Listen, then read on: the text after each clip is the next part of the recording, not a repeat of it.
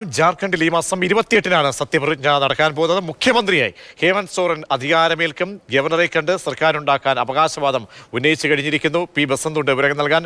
ബസന്ത്, മറ്റാശയക്കുഴപ്പങ്ങളോ ഒന്നുമില്ല, നമ്പറിന്റെ പ്രശ്നമോ ഒന്നുമില്ല. അങ്ങനെയെങ്കിൽ അർജുനാണ് വാർത്തയുടെ വിശദാംശങ്ങൾ നൽകാൻ ചേരുന്നത്. അർജുൻ, മറ്റ് പ്രശ്നങ്ങളൊന്നും ഇല്ല, നമ്പറിന്റെ പ്രശ്നമില്ല, കേവല ഭൂരിപക്ഷമുണ്ട്. അപ്പോൾ ഇന്ത്യ മുന്നണിയിൽ നിന്നുള്ള കോൺഗ്രസിന്റെ പിന്തുണയോടുകൂടി സോറൻ തന്നെ വീണ്ടും അധികാര കസേരയിലേക്ക് എത്തുകയാണല്ലേ?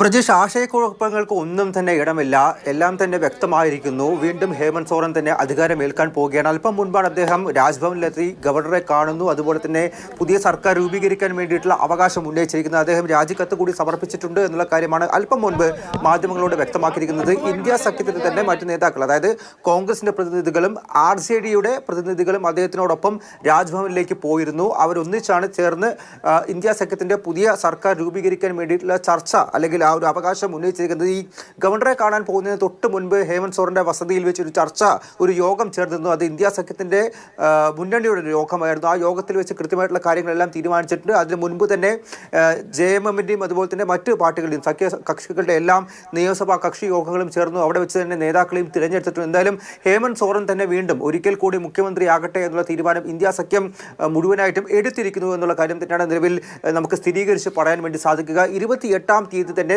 സത്യപ്രതിജ്ഞ ഉണ്ടാകുമെന്നുള്ള കാര്യം ഹേമന്ത് സോറനും സ്ഥിരീകരിച്ച് പറഞ്ഞിട്ടുണ്ട്. നേരത്തെ പ്രചാരണ പേരിൽ നിന്ന് തന്നെ ഹേമന്ത് സോറൻ മുഖ്യമന്ത്രിയായി മടങ്ങിയെത്തും, അല്ലെങ്കിൽ ഇന്ത്യ സഖ്യത്തിന്റെ മുഖ്യമന്ത്രിയാകുമെന്നുള്ള കാര്യം വ്യക്തമാക്കിക്കൊണ്ടായിരുന്നു ഈ ഇന്ത്യ സഖ്യത്തിന്റെ JMMന്റെ ആയാലും കോൺഗ്രസിന്റെ ആയാലും RJD ആയാലും എല്ലാം തന്നെ ജാർഖണ്ഡിൽ ഈ മാസം 28-നാണ് സത്യപ്രതിജ്ഞ. വീണ്ടും ഹേമന്ത് സോറൻ അധികാരമേൽക്കുകയാണ്.